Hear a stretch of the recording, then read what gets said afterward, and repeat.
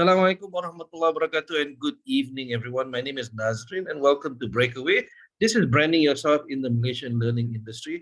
We would like to welcome our participants. We have Tuan Abu Barzah, Dr. Liu, Dr. Said Faisal. We also have, coming back from the past, we have Rajuna and Juwita refreshing tonight. So anybody who's watching this recording, you are missing out on the fun. Where are you?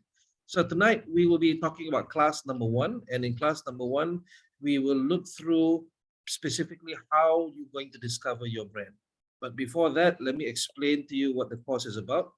This course was built as a result of me making mistakes when I entered the Malaysian learning industry. What I call this learning industry is usually the corporate learning industry, because in Malaysia, there is sort of an ecosystem. Companies will need to train their staff either in soft skills or technical skills, or system skills, things like that. And therefore, who do they look for? They look for training providers. Training providers ni macam brokers lah. They are people who find freelance trainers who can do the job.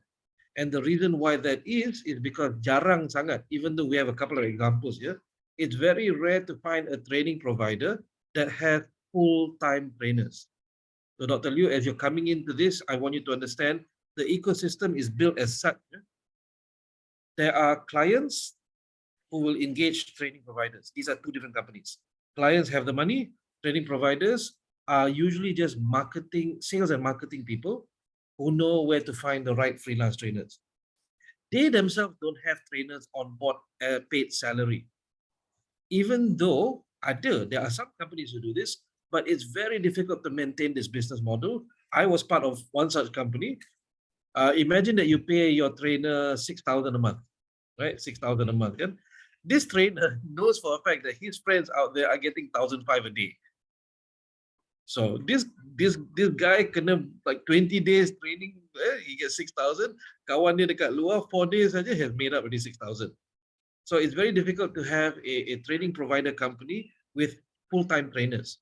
Either you get very low quality trainers who cannot market themselves, or you get people who, they stay for a while, after that they will leave. So early on in the 90s and early 2000s, you could do that. But now it's getting more difficult to find companies who have full-time trainers. Therefore, the ecosystem exists right now as clients, training providers, and freelance trainers. These are three different entities. And the normal process is clients will do a training needs analysis. They will find, okay, what training do our people need? Let's just say they got 7 departments. Each department kata, I have one guy in my department who needs communication skills. So that's 7 departments. 7 departments, ada 2 orang, 7 times 2 is 14. Client says, okay, let's do a communication course. We get these 14 people, we find maybe another 10 people, cukupkan 24, okay? Then we contact a training provider. Training provider says, what are you looking for? Can you run a communication course? Then training provider says, Ngam, I can find. Oh, Ngam, we can do. Then they will go out on Facebook or WhatsApp, good, and tell you, okay, who can do a communication course on this date, 2 days? And some freelance trainers say, oh, I can do. So they'll send their resume, they'll send their course outlines. Training provider will look through, see who is most reputable, introduced to the client, but under the training provider. That means training provider kata, this is my trainer. Once upon a time, that was easy to do. Kan?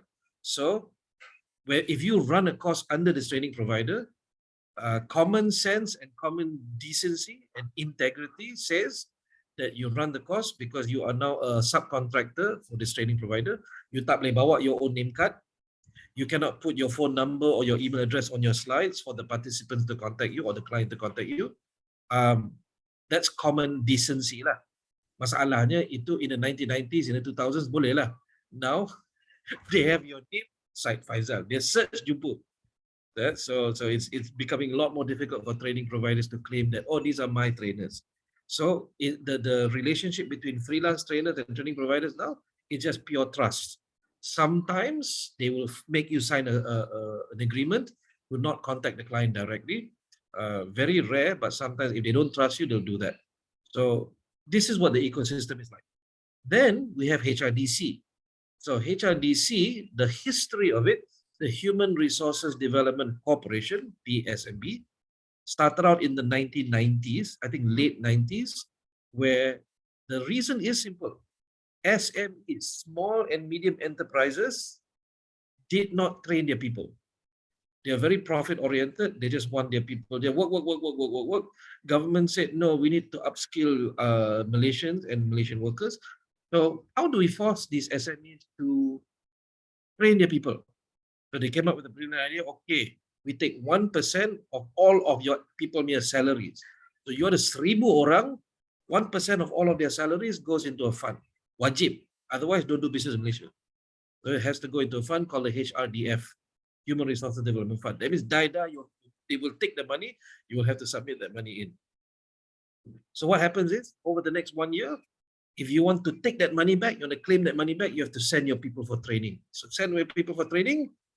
As I said, the training costs 10,000, you claim like 10,000 from the fund. So automatically, what does it mean? It means that the government has forced you to create a training budget. Okay, so far so good, right? So what has happened over the last 15 to 20 years is that HRDC has become very, very popular in the sense, oh, now you want to do training in Malaysia, you must be TTT certified by HRDC. Dr. Liu, you're familiar with this, yes? Dr. Abu, confirm that? You're on board with this, okay? So it's very difficult to be a trainer in Malaysia if you're not certified by HRDC. That's number one.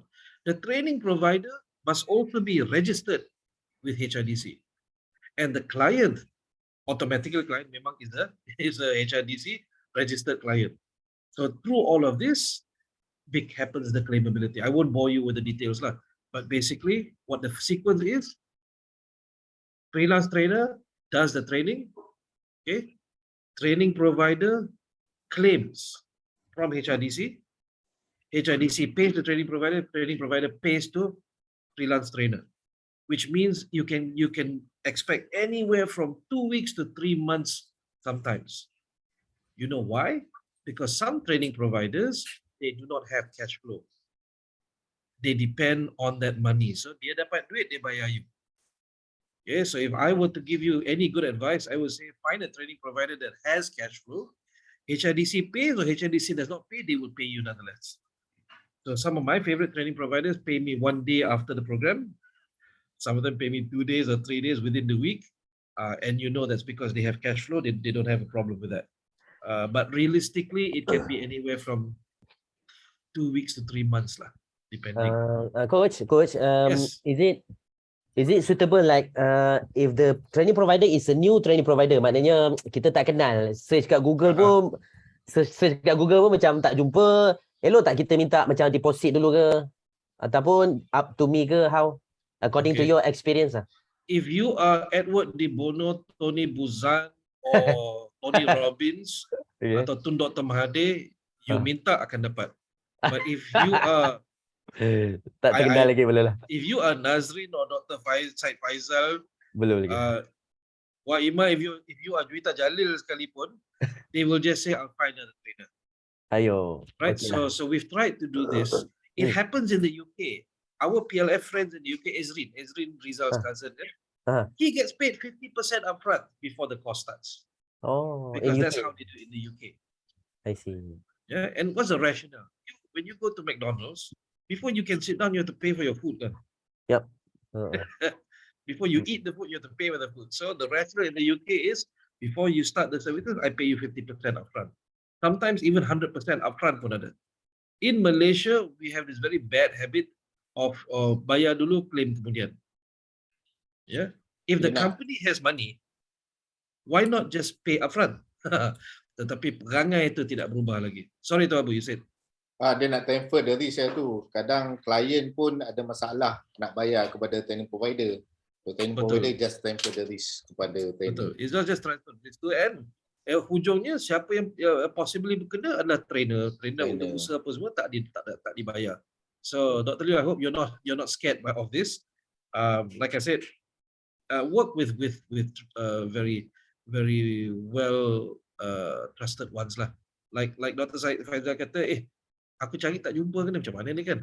And it doesn't just happen in training. Like you ask Juwita here, Juwita is from from the entertainment business. I think it happens a lot everywhere. For training, you do a 50% upfront, you do anything upfront, they'll just say, I'll go find another trainer. You know why? Because they don't care. They don't care about the quality of the trainer.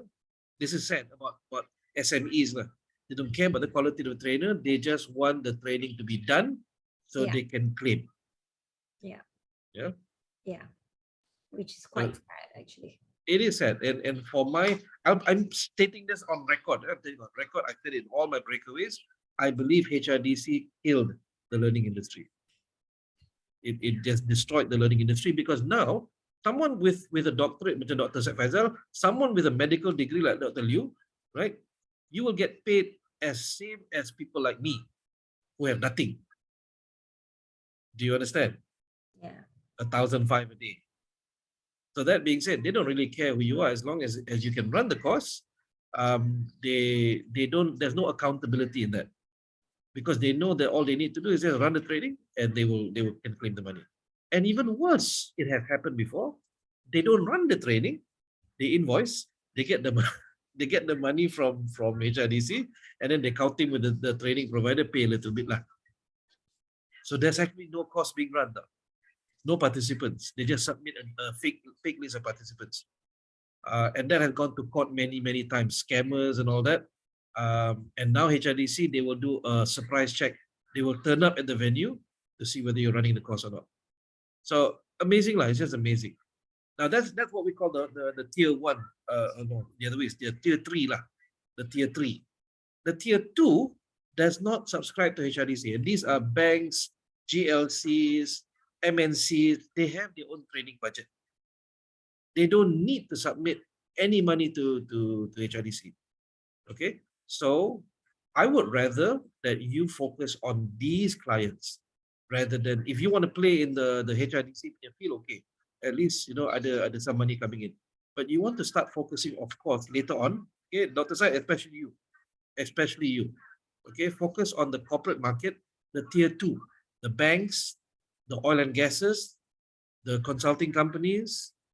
These big companies have their own training budget. So there's no need for like, oh, are you a HRDF registered training provider? Tak ada lagi dah soalan macam ni. Okay, nice. Okay?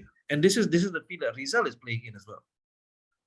Okay, that's why sampai hari ini he doesn't need to have a HRDF registration or TTT.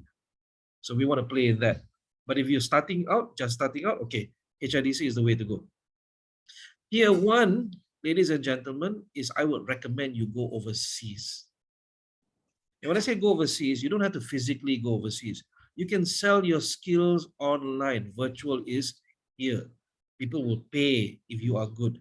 And that's where the branding comes in. You want to brand yourself on LinkedIn in such a way that people will say, can we have a virtual talk with you? We will pay you.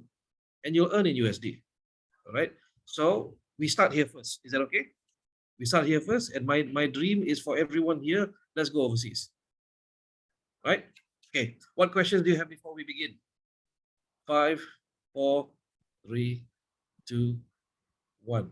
Let's begin. All right, here we go. So, welcome to the program. My promise to you is I want to get you through several objectives. The first one is tonight we're going to be talking about how do you discover your identity. Not create your identity, but discover your identity. If you create your identity, what happens is, and Juwita can back me up on this one, you will have a fake identity that you cannot keep up.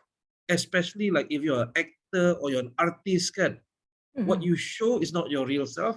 And somewhere along the way, either you break down or somebody will catch you in a video and kata, oh, in reality, Dr. Faisal bukan macam ni. And there's evidence of that.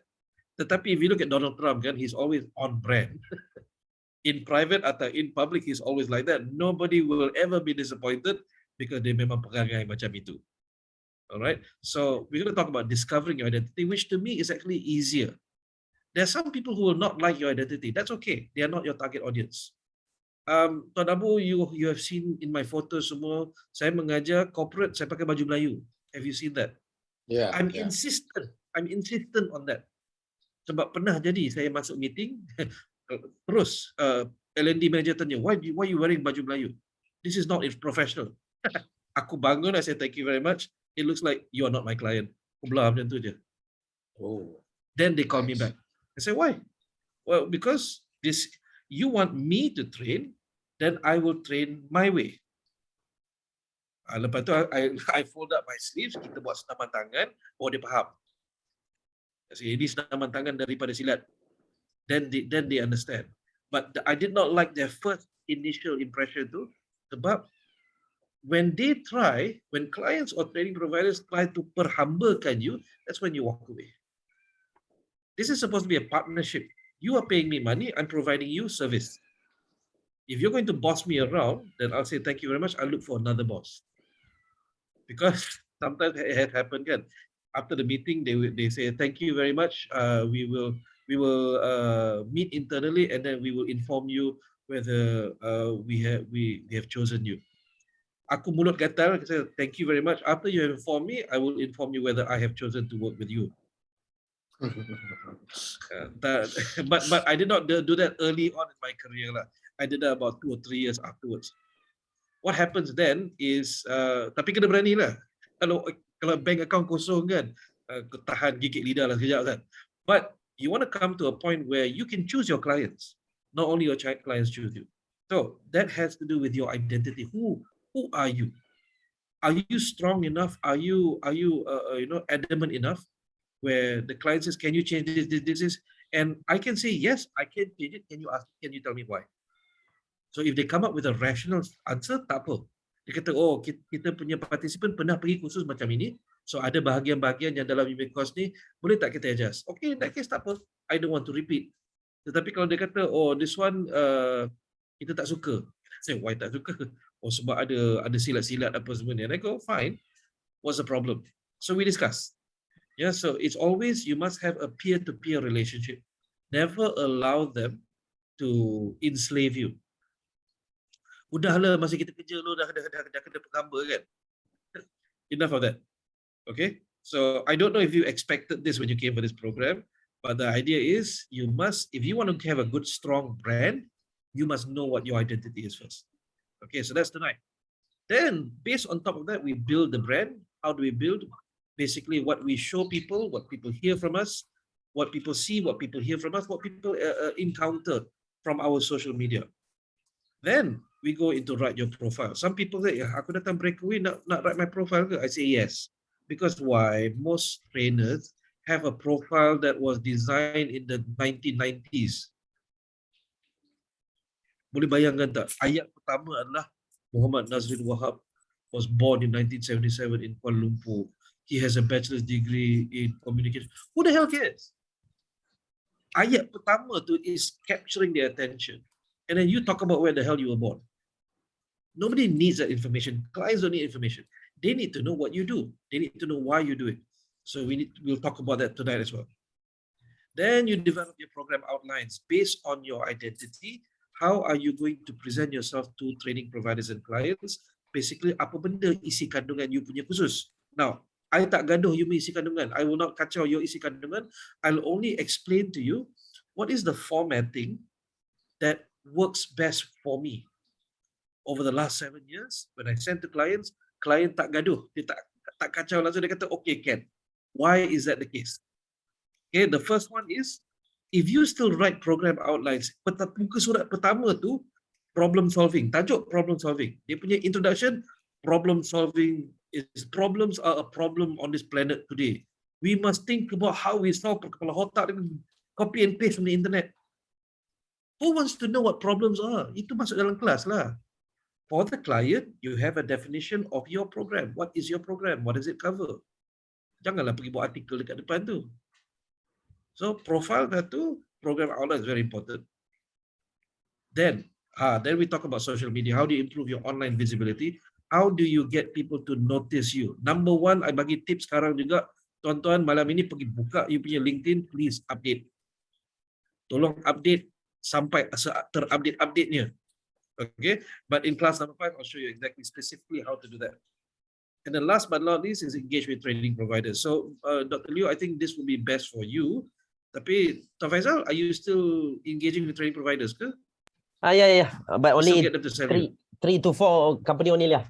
Okay, you want more? Yeah. Right. Sure. Tuan Abu? Ya, sama-sama. Sama juga. Okay, so this will still be relevant for you. Okay, so gentlemen and ladies, welcome to BreakAway.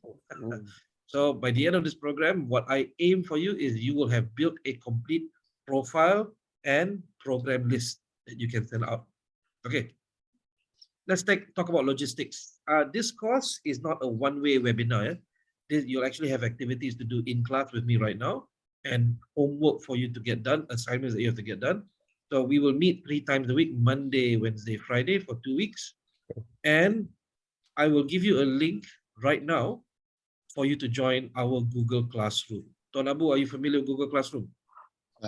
Ya. Dr. Liu, Boleh, are you boleh, familiar with Google Classroom? Familiar. Google no, Microsoft yes. Microsoft Classroom, mana ada? Microsoft Teams. Microsoft Oh, Teams. Teams, no. Teams is not, we don't like Teams. Okay, so I'm going to put the link here into the chat. Oh, excuse me, kenapa dia terkeluar macam tu? Okay, the link is here. Please click on that link and then sign in with your Gmail account. Okay, sign in with your Gmail account. I want to see that you are in the class. So please get that done now. Okay, done. All right, cool. And Amanda, I know if you're watching this recording, either tonight or tomorrow, please do the same as well. I will give you the link in our WhatsApp group. Okay, so let me see. We have Faisal's in. Okay, Dr. Liu, Tuan Abu, are you in? Akademi Bazar. Sekejap, let me refresh. When I refresh, oh, semua ada. Juwita pun ada sekali. Okay, cool. So, if you are familiar with Classroom, you know dia ada beberapa tab dekat atas tu, ada screen, classwork, people and grades. Everyone please go to classwork right now. Okay, you go to classwork. Nazrin, how come I don't see anybody? I just see myself.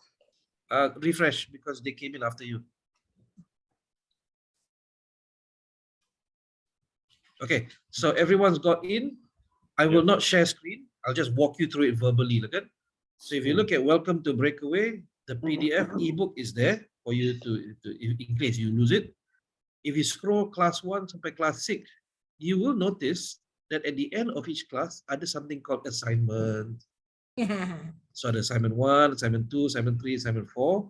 You shall do your assignments in Microsoft Word document and you will submit in here. If you're not familiar with Google Classroom, don't worry, I can walk you through it. But basically, every night after we finish, I will process our recording and I'll upload it here. What you see in here, kalau you masuk dalam watch class number 1, is a recording from a previous class and slides from a previous class. I tend to update the slides, so yours is the most updated. Nak tengok yang ni boleh, tapi no point because this will be replaced soon enough by tomorrow by your recorded class. In terms of the materials, okay, these are materials that you will use to understand the class better. Sometimes I give links. Okay, these links are things that you can self-study on your own, that you can do on your own. I will walk through for you in class. So, what questions do you have? Please ask me now. This is materials. So far, so good? All right. Scroll all the way to the bottom, please, and you will see a section called individual coaching. Each of you will get, well, originally I planned 30 minutes, but because there's only 4 participants in here, I'm going to give you a full hour. Okay, so you get bonus full hour. Dia tepuk tangan. What So about when you the have the old time, farts? What about the old farts? the old farts can come and watch. Okay, so I apologize. I wish I can give you more dates, but that's the only date. The 6th of November is the only date I give you. I fly back from Cambodia on the 5th, and then on the 7th, I start class terus. I have courses, so that's the only date I can give you. But you can ask me at any time. Macam Juwita dengan Najuna still WhatsApp me once in a while, so don't worry about it. Anytime you need help, you just ask me. Okay, but the coaching is specifically about how I can help you to adjust your branding so that you can come up with something unique. Okay? All good? Okay. So let's go back to the yes. Coach, for the assignment, submit assignment ni You mentioned here Word document. Pages boleh ke atau? Boy, orang PDF Oh, lah convert. gitu. PDF Convert boleh? lah. My PDF fellow kan? Apple. Apple, PDF boleh? ni. PDF. PDF boleh lah. Okay. Alright. Alright, so let's come back to Zoom, please.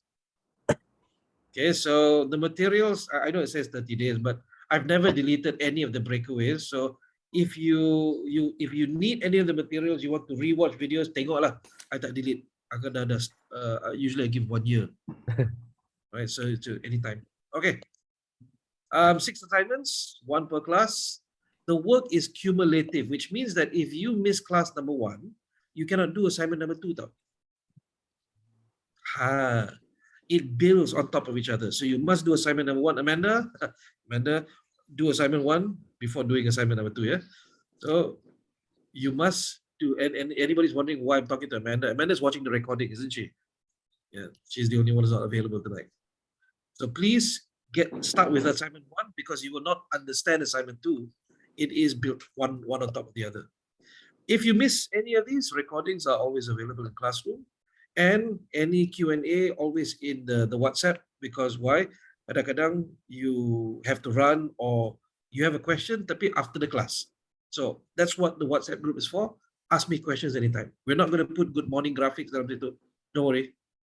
Yeah, it's all just purely just for the class. And you will get a completion certificate if you send me all 6 assignments. It doesn't get you jobs. It doesn't get you work. Tapi puas hatilah dapat satu certificate daripada Nazrin. And last but not least, of course, individual coaching. All right. So, this is the most embarrassing slide. Breakaway is about me. Breakaway is about how I left Accenture in 2015 and how I struggled and suffered and survived and thrived, alhamdulillah, over the last 7 years. It is about all the mistakes I've made. It is all about all of the micro successes I've had and what I've learned. And I dare say I did not learn this by myself. I learned this by interviewing training providers, trainers, and clients to understand what they need. So a bit of consulting knowledge lah dekat situ. If you want to do something, kena tanya orang tu dulu. Ini tidak. Kadang-kadang trainer tulis hasil. So what training providers say to me is they have some pet peeves lah about trainers. Number 1, if they get a request from the client, usually kalau klien kata kita nak train outline besok. Okay, so I'll give you a tip, guys. If a training provider comes to you and he says, Tuan Abu, ada outline tak untuk sales cost? Tuan Abu kata, alamak, saya tak pernah ada outline sales cost ni. Boleh bagi masa seminggu tak nak buat? Training provider kata, tak apa, thank you very much. Dia pergi cari orang lain. You know why? Because if the client says they want it today, that means speed is more important than quality. Whoever replies fast will get the job. So that's why I discovered that when I was first starting out, training providers, dia akan canvas banyak trainer serentak. Dia akan WhatsApp ramai. Tetapi kalau Nazrin reply laju, there's a higher chance I will get the job first. So I learned that from the hard way lah. So what happened was kalau training provider hantar aja, I will from my phone I will send the outline which I prepared in my Google Drive. You see, the thing is, kalau dia kata kita nak customize outline, hantar saja yang belum customize. Yang penting you get your foot in the door. Okay, so these are some of the big tips and tricks that I'll share with you lah. All right. So let's talk about discovering your identity. How to know what you want to portray. Now, step 1, and there's a couple of breakdowns of this. Step 1 is know yourself. If I were to ask you, who are you? What do you do? Why do you do it? You must be able to answer. And I like that. I tanya soalan tadi. Why are you here for this course? Tuan Abu, tiga jawapan. You dah prepare 3 jawapan. I'm like, fantastic lah, this guy. So I expect that when I ask you this question as a training provider or as a client, you are able to answer this question. What is the deeper meaning behind what you do?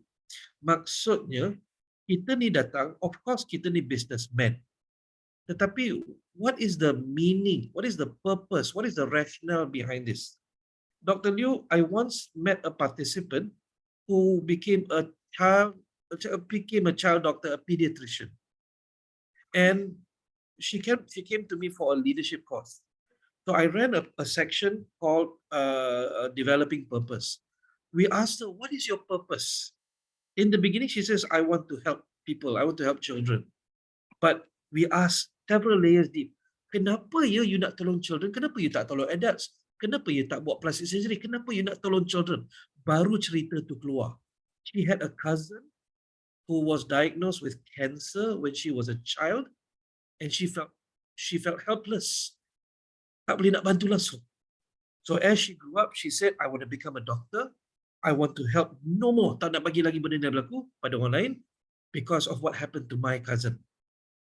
And when she said that, everybody in the classroom connected. Barulah kita tahu, okay, this is you. All right, do you understand what I'm saying, doctor? Maksudnya, each and every one of you in this room, you came into training. Yes, you want to make money. Of course, kita nak earn. But what is driving you? What is that deeper meaning behind the training that you do, the services that you provide? So, for Nazrin, this is what I do. I learned a very long time ago that people need help sometimes in synchronizing. So if you look at this model, this is with my mentor, Craig Heaven. The picture is also in the ebook. Craig Heaven is a consultant who studied under Dr. Javier Bahir. And Dr. Javier Bahir, he created this model called Leadership Alignment Tool. And he says, kita ni, daripada luar dan dalam, we must align everything that we say, everything that we do, everything that we believe, everything that we want, mesti jadi satu. Kalau jadi satu, nobody can stop you. So he says, what you believe and what you want and what you say and what you do. Can you imagine that? Can anybody stop you if you believe and you want the same thing and you say the same thing and you act the same way? I was shocked. You know why? Sebab saya belajar benda ni dalam silat. What they call beliefs and values, orang silat panggil tahu. Bukan tauhu, tahu. That means, what do you know? Tuan Abu, I ask you this question. Tuan Abu percaya tak Allah wujud? Let me ask you the question a different way, kan? Tuan Abu percaya ke Tuan Abu tahu? Tahu. Bukan percaya, kan? Dua-dua. Mana lagi tinggi? Mana lagi tinggi? Percaya. Percaya. I challenge you in that, kalau saya kata, Tuan Abu percaya tak kereta Tuan Abu dekat luar?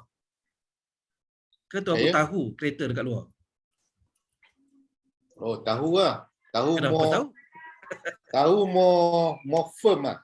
Kalau Yes. percaya ni is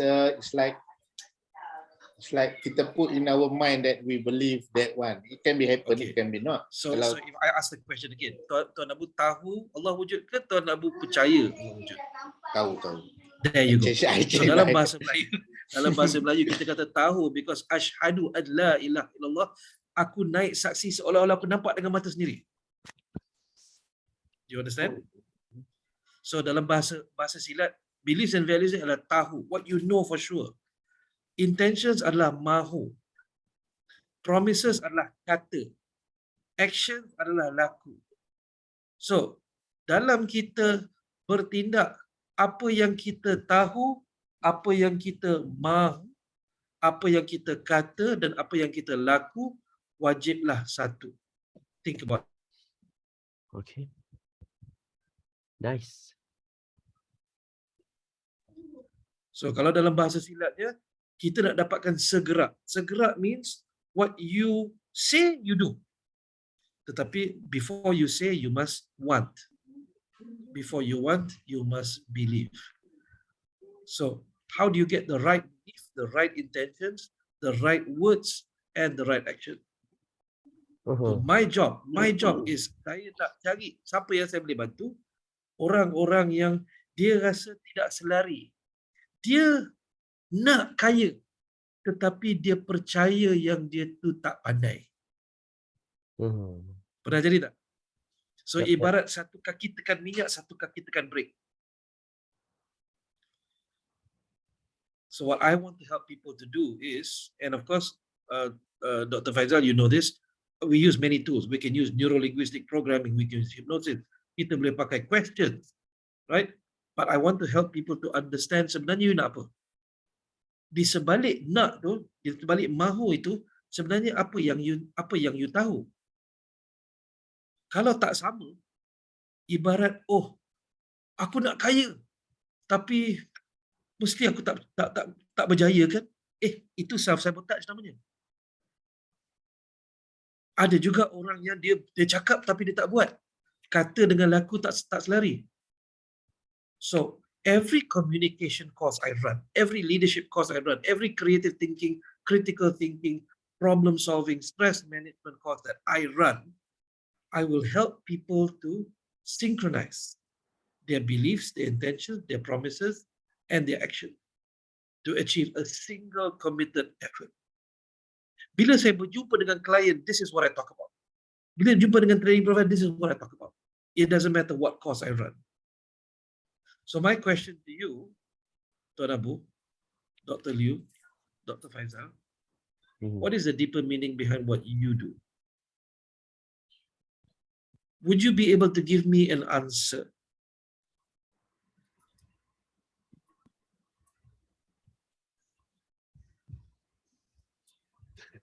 Who would like to try?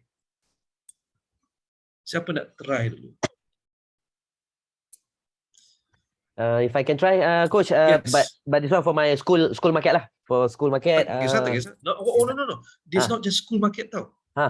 The deeper Betul. meaning, asalkan berhadapan dengan manusia, it doesn't matter school market ke tak school market. Nak try school market dulu sebab that's where I'm come from. Sebab Boleh. yang tu yang kita mula dulu. So as everyone know ataupun as coach know, saya pernah gagal SPM. So bila gagal tu gagal cemerlang kimia G, fizik G, admat G, bodoh sangatlah. Itu BMBI saja lulus C. So my father wanted me to be a doctor lah, medical doctor like Dr. Liu. Tapi tak dapat lah kan. Jadi kita bangkit dari kegagalan itu dan dengan guna beberapa skill tu kita berjaya lah. Ulang balik SPM, kemudian baru sambunglah belajar UiTM apa semua. So using that apa ni pengalaman itu, sebab tu saya masuk training lah for school market. So if you ask me what is the deeper meaning for me ataupun the real reason why I do training for school students is that so that I help students to master their study skills so that apa ni mereka tak gagal seperti yang saya pernah gagal. Dan sebenarnya budak kelas belakang kat sekolah tu bukanlah bodoh. Mereka tidak ada wawasan. Mereka tidak ada matlamat. Mungkin sebab itu yang mereka lacking, dan jika ditambah pula dengan kemahiran belajar, mereka akan lebih ke hadapan. So, apa yang selalu kita sebut kat sekolah ialah awak boleh score atau lulus. Tetapi jangan gagal. You have two option. It's either you score or lulus. Tapi gagal bukan option. So, ini yang my biggest apa nak kata my biggest fuel yang saya buat lah di sekolah for the past since 2009 until 2017 lah, before I discovered corporate market. Okay. Okay, So- boleh kan membantu di situ sedikit? Alright. So my question to you now is, if you go into the corporate market, how will that change? Or will it remain the same? Masalah-masalah yang dihadapi orang tua dengan budak-budak sekolah sama atau tak sama? Sedikit berbeza. Ada sedikit Okay. sama, sedikit Kalau berbeza. sedikit berbeza, banyak yang sama kan? Okey, banyak sama lah. Banyak sama dan berbeza kan? Banyak sama, So- okey. What can you say is the deeper meaning behind what you do for people? Wah, susah betul. Okay, baik. Saya try. So for corporate market, what I do is that I help government officers, especially grade 41 above lah. Yang bawah tu saya tak fokus sangat. Tapi kalau ada, Alhamdulillah, government officers grade 41 and above, I help them through communication skills, leadership skills, emotional intelligence skills, and also body language skills. So for Okay. that four sub skill lah. So that they can become better government officers at their workplace. Good. especially terhadap anak buah mereka dan rakan kerja dan pihak atasan mereka. Okay. So what's the similarity between what you do for students and what you do for government officers? Without Okay. referring to the methodology, Hmm. what's the similarity in the output? So the similarities in terms of output if I can see kalau dari segi kecilnya government officers dengan budak sekolah kadang-kadang dari segi adabnya kadang-kadang lebih kurang sama. The common sense tu kadang-kadang tak ada. In Okay. terms contoh government officer makin dia naik pangkat dia rasa dia berkuasa. So kadang-kadang dia tak faham emosi anak buah dia. Main Okay. cakap lepas apa semua. So the same thing happens especially kalau budak-budak pandai kat sekolah kelas depan tu. So ada sedikit persamaan lah di situ. Ataupun Okay. banyak persamaan lah. I will let you to sit on that for a while, Aha. but I'll give you one word that maybe you can work into it. Okay. Excellence. Excellence.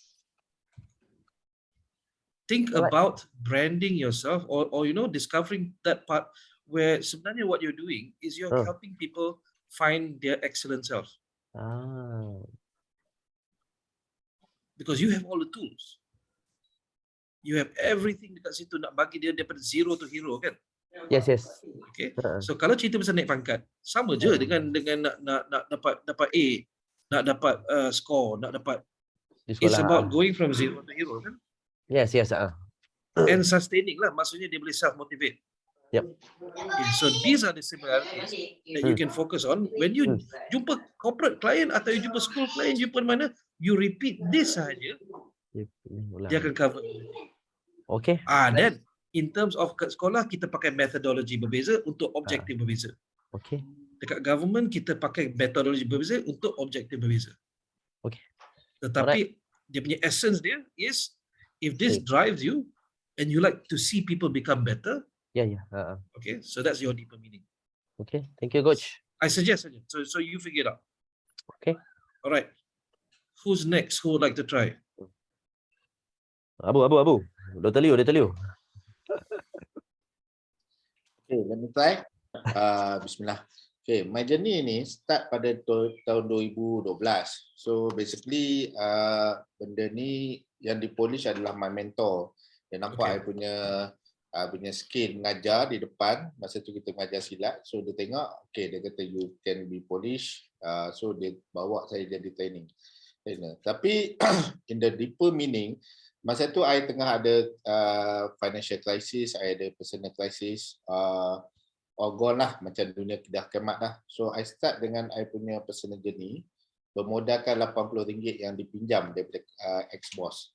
So RM80 tu I start daripada pasar malam. Daripada pasar malam I grow, ada cyber cafe, lepas tu I grow pergi kepada bidang training, bertemu dengan Syed Faizal dan sebagainya. So sampailah ke level bila tahun 2016 tu I jumpa my mentor, kita buat program usahawan. So masa tu I terlibat dalam project management. So project management untuk training, so kita hit a few project. So daripada RM80 it turn become 6 digit. So daripada situ I punya jadi deeper meaning that if I can change, so do others. Yes. So I punya matlamat adalah kepada mau target kepada usahawan yang baru nak bergerak, yang baru nak berjaya. Cuma the challenge there is dia punya market dan training ni tak banyak. So takut kita nak menolong orang, kita ditarik turun. Jadi tarik turun masalah. So itu. What topics do you teach? Saya suka buat satu journey terus. Journey whereby yang pertama adalah soft skill. Dekat soft skill tu kita ada communication skill, kita ada untuk metafizik, kita metafizik penomboran dengan mindset change. Dekat situ baru kita go for the next one untuk BMC, untuk buat plan for dia punya business dan sebagainya. Barulah kita go for the digital marketing, kita go for the hard skill. Kalau kata dia punya bidang force, bidang dia adalah bidang memasak. So I akan cari subject matter expert bidang masak, then I akan buat benda tu. Okay. So I punya forte I more pada untuk training provider I nampak jenis, tapi I punya challenge adalah to market myself as training provider. Dari Okay. segi personal to what subject I nak kena bagi expert supaya orang nampak oh Abu dia terus dapat topik apa. Itu I Okay. punya challenge now. Okay. So itu tak apa, itu kemudian. Right now is what is your deep purpose kalau macam tu. So kalau dah tahu yang itu, maksudnya is about helping people change their minds lah. Helping people to find themselves. Kira Their mind. kira cari dia punya kekuatan lah kan. Ya, cari dia punya kekuatan dan change dia punya financial. Dua benda. Okay. Mind So dan that finance. you have it very clear. I want to help people to change their mindset and change their finances lah. Dapat. Okay, thank you. Dr. Liu, you were ready tadi, I nampak. Okay. Tapi Abu dah bersilat masuk dah. No worries. Okay. Basically, I would say that the reason that I want to do this is because I want to put. I have learned over the years. I have learned a set of skills that I think will help people. Number one, and number two is that all this is onto myself. Whatever skills that I have accumulated is onto myself. And what I see that I'm just one person. So there are a lot of people up there. If I can equip them with those skill sets, then they can use it to in emergency situations to be of use to others. Okay, so my focus is more of community first aid or community CPR, this sort of skills program. So basically, I want to give them the confidence to know how to react, to also empower them with those skills that they need. Okay, so one of the main reasons is that like if I have 10 patients who come in with no pulse or in terms what we say cardiac arrest, maybe only just one of them survive in the hospital. But if I can equip people to have the skills to help them when the person has arrested outside, at home, in the public, then their chances of survival may drastically increase 3 to 5 times. So that is the reason that I want to go to the public, to the community. That is beautiful. Yeah. Because if you can equip every family, at least one person in every family, Yeah. then you would have saved a lot of lives. Yeah. Okay. So I think you know why you're doing this, and thank you very much for sharing that. Mhm. Because now I'm trying to think about how I can help with that. Macam mana? Tuan Abu, can you nampak tak? We can be part of something very powerful tau. You can help Dr. Liu save lives because our family members could be part of this. Boleh terlibat. Maksudnya, na'udzubillah, kita tak ada kat rumah kan, but somebody, dalam jiran-jiran ke, they know how to see the signs, they know how to provide. It's not first aid, is it first aid? You call it first aid? CPR, yeah. First aid is CPR. Yeah, first aid is a broad general term. Yes. Yeah. Wow, bayangkan kalau every house Mm. minimum satu orang. Yeah. Betul. Okay. I am interested sebab satu hal kan Tuan Abu, jurulatih silat tak belajar mana ni. Betul. Yeah. Jurulatih taekwondo belajar. Okay, so you found this, you got this. Rajuna is also. I'm impressed. Thank you very much. So now I see that if you come into the market, you will make quite a big impact. We just need to be able to market you well. Mm. Okay, so that's step 1A. Well done. Mm. Now we go to step 1B. What is the ultimate objective as a result of your services? I think from what you shared today, we have a clear idea. For me, my ultimate objective is I want to help people to be authentic. As a result of, if you dah selari, you dah segerakkan diri, that means you are no longer scared of people. Ini takut dengan bos cakap sikit nanti orang nanti kena potong gaji. You are scared of people because of what's going to happen. But if you can remain authentic, that means what you say, what you do is all selari. No one can stop you. And if you don't like something, you can say it. Tetapi dengan beradab, ada cara dia. Ya, bukan jenis tak suka, dia cakap tak suka, orang marah kan. But you have the ability to live without fear nor favor. And this one pun daripada silat juga. Actually daripada my religious teachers lah. As Muslims, we want to live without fear of people, no favor. Kita bukan mencari apa kata Redha manusia. kita bukan mencari redha manusia. Kita mencari redha Allah saja. So if you live on this planet and you're scared of another human being, what does that make you?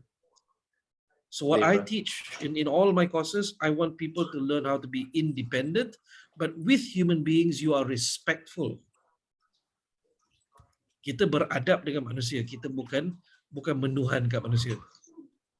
So, what's your ultimate objective? Can you share? Dr. Faizal, what do you think? What's your ultimate objective? Do you have any ideas? I share dululah. Boleh? Okay, ultimate objective dia, bila orang grow, orang transform dia punya mindset dan orang transform dia punya wealth, so dunia akan jadi better world.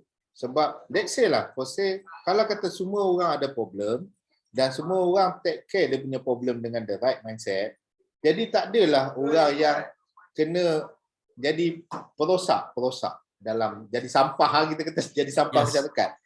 Everybody becomes useful lah. Ya, sebab terlalu banyak sangat benda-benda orang-orang negatif ni. Dia bukan apa, dia sebab dia kurang confident, dia sebab cara dia fikir salah, dia duduk live yang salah. Benda-benda itu je. Sebab I've been from that area, from dark side, I pun duduk rumah B40 apa semua. If I can change, so do you. Itulah punya ultimate. So supaya bila kita dah ada mindset yang betul, kita dah ada duit yang betul, kita dah ada financial yang stabil, nak buat kerja-kerja kebajikan lebih mudah, lebih senang. Yes. Nak buat projek apa-apa pun lebih senang. Itulah. It's not about membanteras kemiskinan lah. It's more about kalau kita dah kaya pun mindset kena berubah juga. Correct. Yes, betul. Kalau tidak, masa miskin macam tu, masa kaya boros juga kan.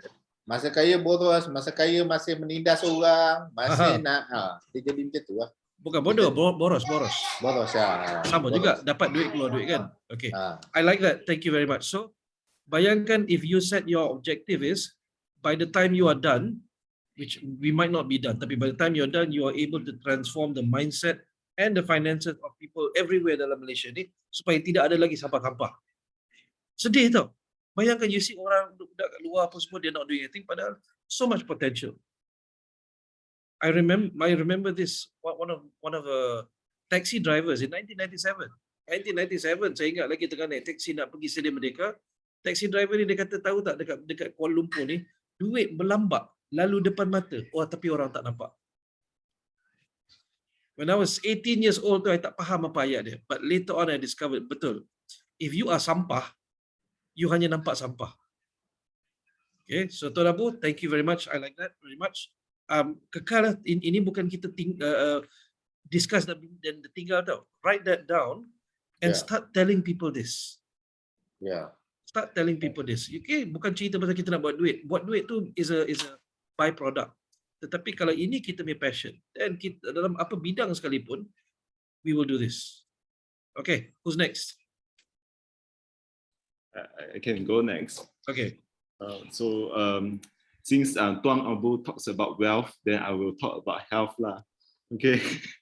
So just for your knowledge, like we make a comparison to our negara jiran, our favorite negara jiran. So in terms of Singapore, that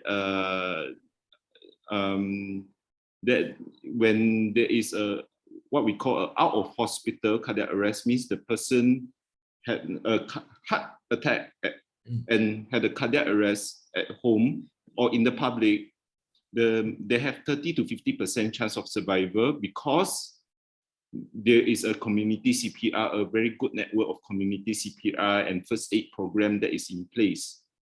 But in Malaysia, that is less than 10%.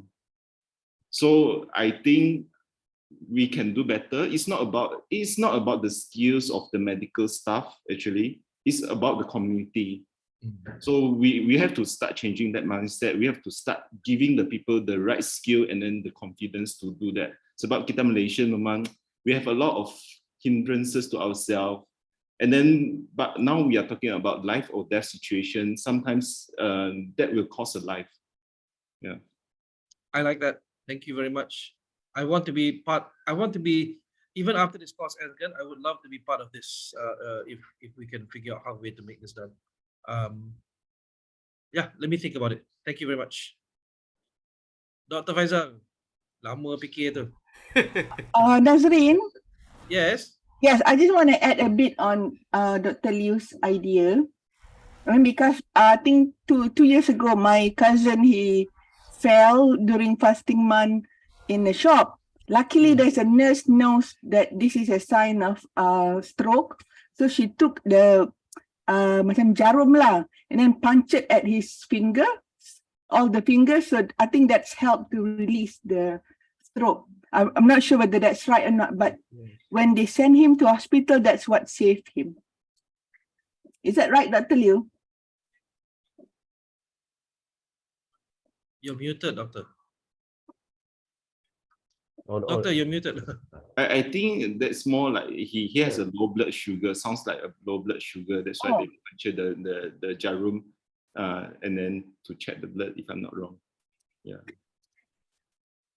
Yeah, but these are the things that, we have to teach people how to react, how, and then to do the correct steps, to take the correct steps, take the correct actions.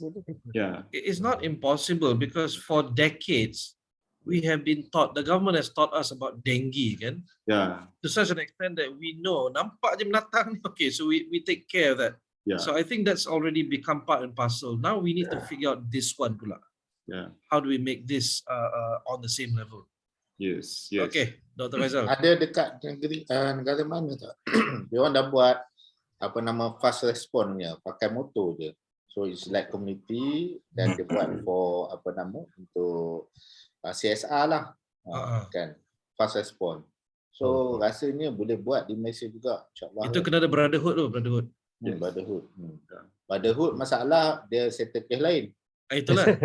No. Dia bukan Maksudnya menyelamatkan brotherhood fast response. Dia ada brotherhood tanpa jalan. Dia brotherhood fast response. I see. Okay, so since Tuan Abu talk about wealth, Dr. Liu health, let me talk about health and wealth. Tak adalah, gurau je. Okay, Coach, saya cuba sebab dari segi ayat tu nak kena cantik kan, but I try. Tak payah bagi ayat cantik. You share with us. And then sometimes Juwita akan share juga apa yang nampak. Okay, because since for the past 2 years, saya cuba fokus kat 4 niche ni lah. Komunikasi, kepimpinan, EQ and body language lah. So I'm trying to put it in one ni. So ayat saya begini ya. Enable people to communicate verbally and non-verbally with the right strategies at their workplace and family. Walaupun nampak skema sikit tapi in a deep, dia bukan skema. So what you've done is you have shared it's not the objective, it is the methodology. Yeah. Oh, I see, man. Because you mentioned the methodology kat situ. Oh, ya ke? What Enable... the objective for me to be, for what I see is improve relationships. Yes. Bayangkan if you can improve relationships across the board with your parents, with your sisters, you have a broken relationship. Gaduh masa raya 20 years ago, boleh ngam balik. Okay, so is that something that you believe would be a noble ultimate objective for you? Yes. Puas hati tak kalau benda jadi? Puas hati sebab sebenarnya memang banyak program saya pun macam coach pun perasan kalau banyak buat dengan government pun macam dengan KKM ni pun memang my core is usually dia sentuh balik emosi tu lah. Emotional intelligence, because kita nak bos-bos yang naik, yang faham anak buah dia bukan main bagi arahan je. Contohnya Dr. Liu, we know government officers mungkin kerja Isnin ke Jumaat. Tiba-tiba bos dia suruh buat meeting hari Sabtu. Dia main suka-suka je buat meeting hari Sabtu tanpa fikirkan mungkin ada staff dia yang on that Saturday ada family apa-apalah hal keluarga kan, tapi tak fikir tentang emosi diorang. So hanyalah kalau mereka ada ialah ilmu-ilmu ni kan kalau boleh diperbaiki dari segi komunikasi verbal, non-verbal, anything that can improve lah their influence, their relationship emotionally. Yes. So if Nanti you saya can cantikkan ayat dia. imagine Tuan Abu kata I want everyone to be entrepreneurs. Hmm. Sebab ada mindset entrepreneur ni anything goes. Tak ada benda yang tak jadi. Aha. Semua masalah boleh selesai. Dr. Liu kata, I want everyone to learn how to be able to recognize the signs and give help. Maka semua orang jadi orang baik. Everybody becomes a helper. Everybody can assist. And Dr. Faisal kata, if you imagine I can teach everyone to be good at keeping the peace, building relationships, kan aman dunia. Just between the three of you, if you can learn how to capitalize and scale benda-benda ni, which is not impossible, kawan-kawan, with social media, with all the technology we have, is not impossible. Dr. Liu, I mean, even before doing training or talks or things like that, kan, your social media on TikTok, something can be done. Let's talk about that later, shall we? Okay, how do you guys feel after going through step 1, A and B? Okay, much more clearer. Ya, memang mencabar diri sendiri selama ni duk fikir tak awang apa direction sebenar kan. So this good startup. So what I want you to do is I want you to actually think about, yes, we are starting here, tetapi ending dia, walaupun ending tu dalam nyawa kita pun mungkin tak capai, tapi if you keep aiming for that, because I join satu silat tu, Tok Guru tu kata, aku takkan berhenti selagi semua orang Malaysia tak belajar silat ni. Which is of course impossible, tapi dia buat. And they move very, very fast. So I want you to set that goal for yourself. Imagine that if you can work out, that means lepas ini, jangan kira training. Tak ada training, you buat social media, you buat video, you buat YouTube channel. As long as you get that message out. And what happens is that becomes your branding lah. People akan nampak, oh, Tuan Abu ni, dia cerita pasal entrepreneurship sebagai wadah, sebagai methodology. Tetapi sebenarnya apa yang dia nak sampaikan kepada kita adalah dia nak kita jadi independent. Because if you are independent, okay, let's just say you buat side business ke apa kan, it is easier for you to say your boss, goodbye boss, bila boss tu buat kurang ajar kat kita, you can resign at any time. Boss, I choose to work here tau. I don't need the money sebenarnya. I have the money ada. I'm doing side business. But if you buat hal lagi, I resign. So imagine, and that's also part of what I want people to have, to feel free, bebas. Yeah, as an entrepreneur, kita bebas set our own time, tapi at the same time, we also have to earn money. But if you imagine psychological freedom from other people, not just financial freedom, tetapi you're not beholden to others except for your God saja. Is it clear? Clear. Okay. Clear. Did you expect to do this when you come for a branding course? Yeah, expected. tapi soalan dia tu unexpected. Alamak kan. Sebab cerita benda dekat luar, dekat dalam kena settle dulu. Alright, cool. So step C, step 1C. Now, you have to answer this question. How will you let people know about your first two answers? Okay, jawapan pertama tadi, this is my deeper meaning. Jawapan kedua is this is my noble intention. This is where I want to achieve. So this is my answer. Okay. I guess Juwita and Rajuna, Faizal, if you sit down with me and you talk to me, yes, kita borak-borak kosong, tetapi I want to do something before I leave you that day. I want to leave something with you. I must make sure that I make your life better. Otherwise, no point you sit with me, have tea with me, lepak-lepak, minum kopi, when there's nothing that I make things worse for you. I complain, lepas tu you menyemak, kata aku tak nak jumpa dengan Nazrin lagi dah. So this is what I do. When I meet people, whatever I can share, I will give for free. But I must be someone useful to them.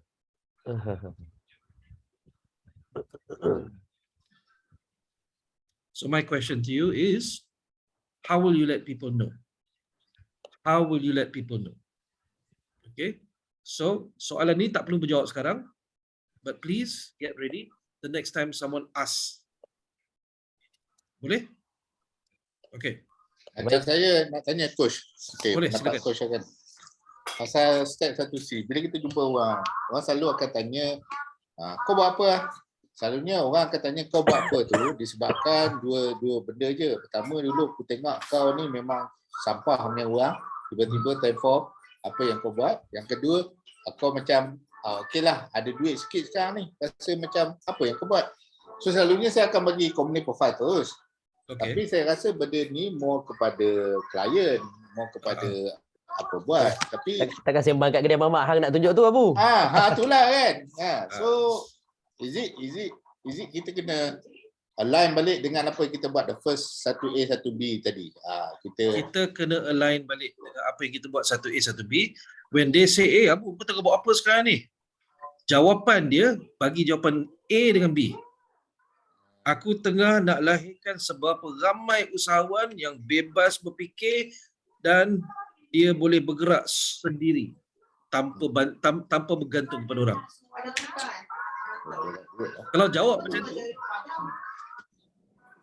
macam tu, soalan dia tersimpan terus. Kan? Okay, so what happens if you go to clients and you tell them sebenarnya itu yang dia interested, dia kata how are you different? Tuan Abu, how are you different from other entrepreneur trainers? Jangan kita kutuk trainer lain. Kita kata apa yang kita nak. Tuan, saya pernah hidup susah. Sekarang saya nak senangkan orang lain. So my goal in life sekarang ni adalah untuk bantu orang untuk senang. Belum cerita metodologi. Belum cerita metafizik, belum cerita BMC, belum cerita semua tu. Tetapi tuan, my goal is not kalau tanya orang lain kata aku nak buat duit dengan tolong orang. Kata tak, starting point adalah I want to help people earn more. Saya nak tolong orang jadi senang.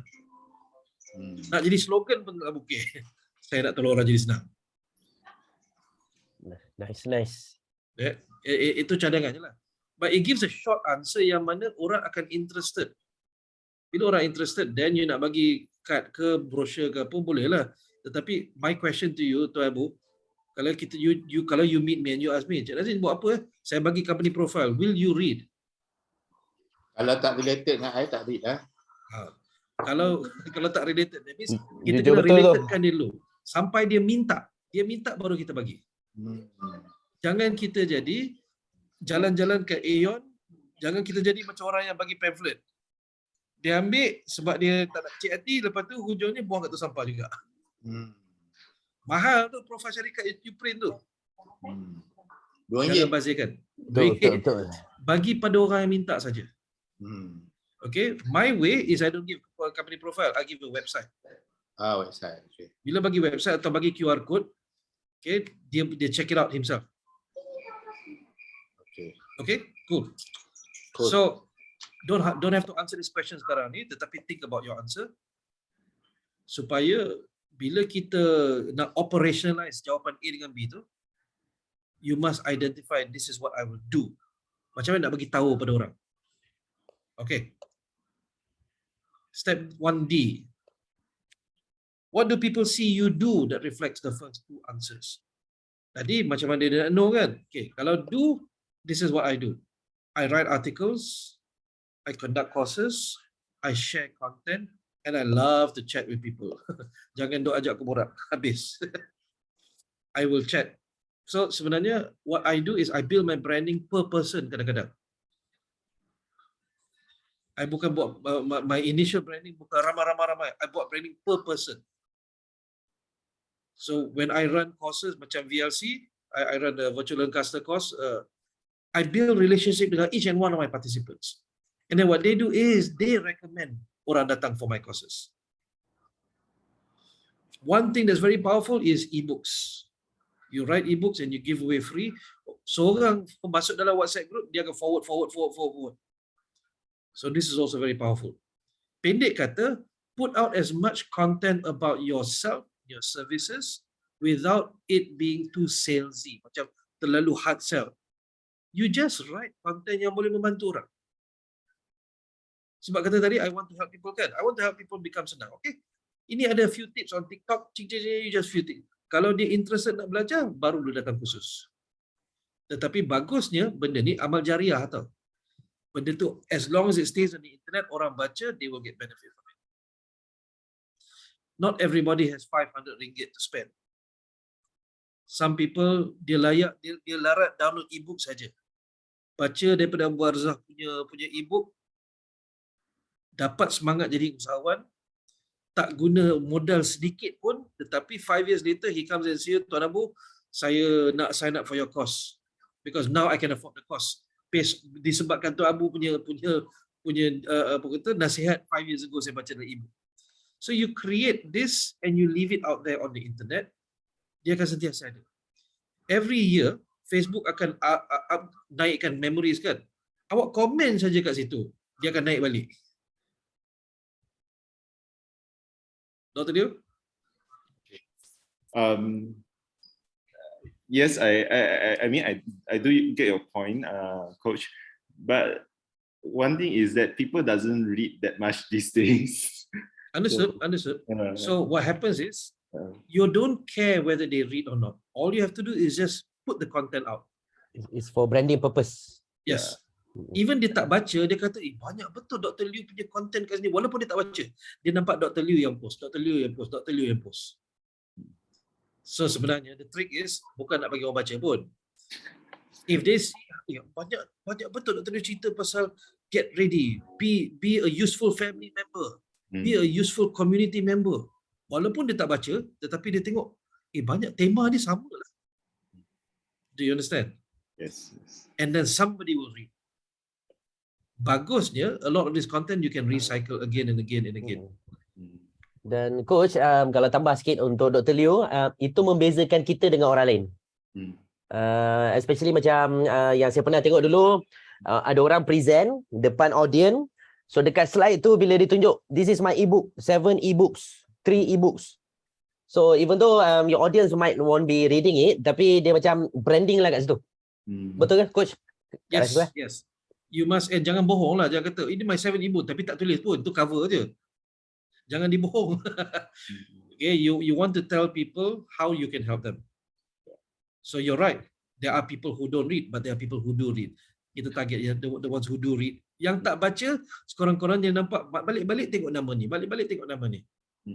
So this is how I've survived in this industry, by making myself visible. Sampai orang dah fed up tengok muka Nazrin, tengok fed up tengok nama Nazrin ni.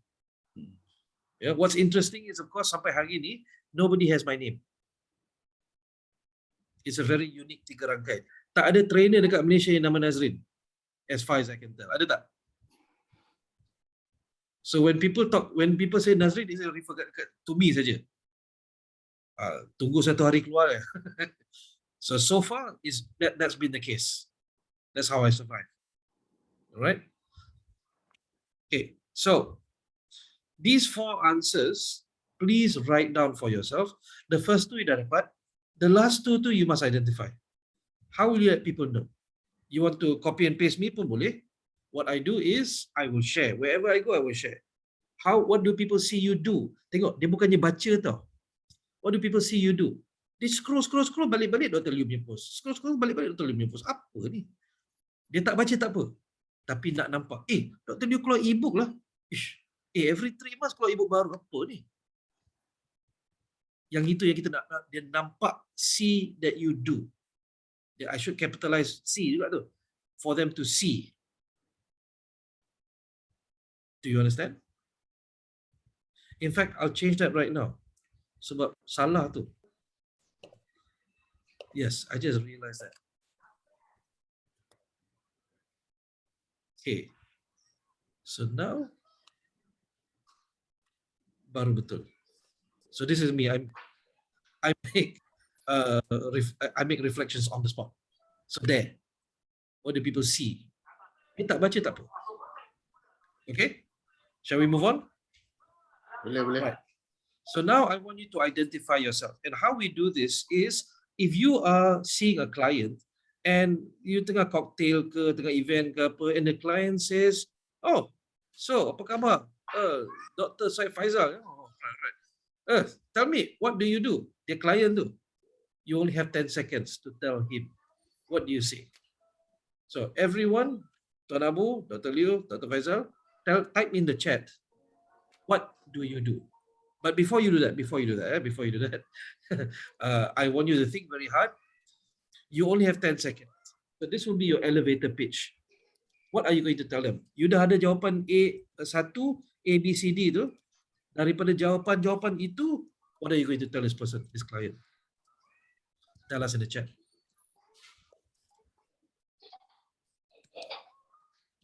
What do you do?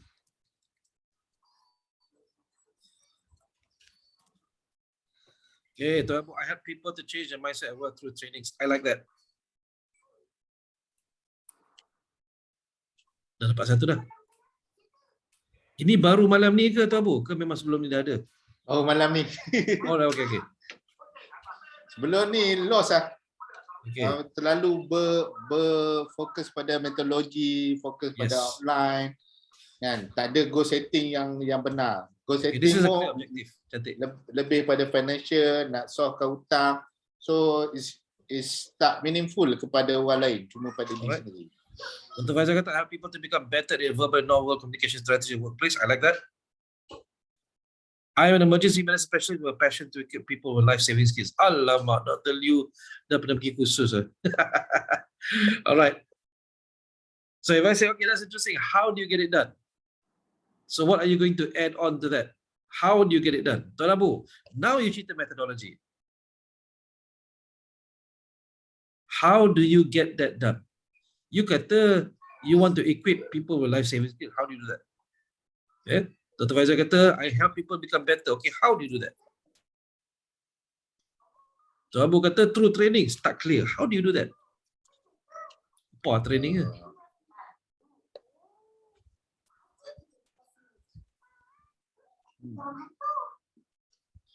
Ada jawapan? Belum lagi. Okay, tak apa. Dr. Faizal, ada jawapan? Sedang rangka. Sedang rangka. Dr. Liu ada jawapan? By conducting public and corporate first aid trainings. Okay, that's one good one. Any specific methodology? Any specific methodology that you would like to put in there? Something that can capture this client's attention. I'm an emergency medicine specialist with a passion to equip people with life-saving skills through public, let's call it workshops. Yeah, public workshops, public and corporate first aid workshops. Okay, life-saving skills. Okay, so we have 3 formula named ethos, pattern, logos. We have to learn, master step by step. Okay, cool. I like that. Now, he's interested now. This client is interested. Then the client tanya, that's remarkable. Why are you doing this? Kenapa awak pilih kerja ni?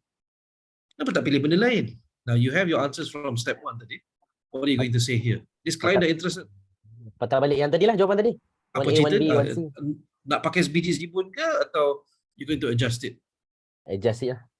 Okay, what are you going to say? Ni klien tengah pegang sirap ni. Dia ada 30 saat je. If you're interesting, I will keep talking to you. If not, I'm a CEO, I have other things to do.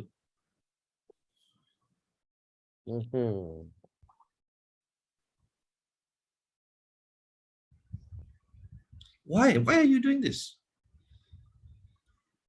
Tuan Abu, you are an entrepreneur. You boleh jalan bisnes apa sibuk-sibuk pergi mengajar orang ni. Dr. Liu, you are making a lot of money in the hospital. Why you sibuk-sibuk pergi bagilah first first John John 8 John St. John. Bagilah St. John buat ke, PBSM buat ke. Why must you? Red Crescent. Yes. Red Crescent. Red Crescent lah, Red Cross tu. Semua red tu. Kenapa you yang kena buat? Okay, do you have your answer? Dr. Lee says early first aid saves lives because early first aid saves lives. Because the people closest to you are the ones who can help you the most. And I want to equip the people closest to you. Does that resonate better, Dr. Liu? Terasa sikit tak? When you say early first aid saves lives, yes, that makes sense. Tapi if you say it in a different way and you say, I want to help equip the people you love to be able to help save you. Because punya ramai orang regret kan. After every funeral, I always hear this, kalaulah kita tahu kan, kita bawa pergi hospital awal-awal sikit. Every funeral I hear the same thing. Exactly. If you can tell that story, doctor, kan, how many people can you? I'm interested because I'm invested now in your purpose. In fact, every time I run BreakAway macam ni juga perangai lah. I'm invested in everyone's. Yeah. When you build your people, you build your company. Okay, well done. So now you have your answers. Now you take everything you've answered in question 1 and question 2, and you build what is called the identity statement. The identity statement is what you say to someone who asks about you. You tahu, bukan your company. You. Because nowadays, people don't care what your company does. People care about you. When they look at Tesla, they don't care about Tesla. Dia nak tengok siapa yang menerajui Tesla. They look at Elon Musk. Sometimes Elon Musk does something good, sometimes not so good, tetapi they look at them. Johnson & Johnson, Nestle, is just a company name. They don't know whether they can trust or not. Tetapi when Elon Musk says we are coming out with a new car, tak sempat keluar dah ada pre-order. Because gone are the days where people trust companies. Once upon a time, 100 years ago, ada Johnsons & Johnsons, ada McDonald's. Why? Because they remember who were the founders. Dekat kampung kita, kedai runcit Pak Abu. Ya, Sin Yon Seng. Kalau siapa besar kat Damansara Utama tu, Sin Yon Seng lah. Kedai runcit Sin Yon Seng tu, everybody, because Uncle Sin tu memang well known. Dia kalau tak ada duit, tak apa, dia kata besok bayar. That was his branding. I remember I beli He-Man dulu, tak cukup berapa sen kan, dia kata besok lah bayar. Okay lah, dapatlah aku satu merman He-Man, bawa balik. Now dah pusing balik. People don't trust corporations anymore. They trust who is leading the corporation. So they look to people like Bill Gates, they look to people like Richard Branson, they look to people like Donald Trump, they look to people like Elon Musk, and they judge the company based on that. That's why CEO sekali boleh kena fire dengan sangat-sangat laju. Because they are the face of the company, whether they like it or not. CEO yang jenis tak gerti bercakap, kena panggil orang macam Juwita Jalil untuk bagi public speaking training.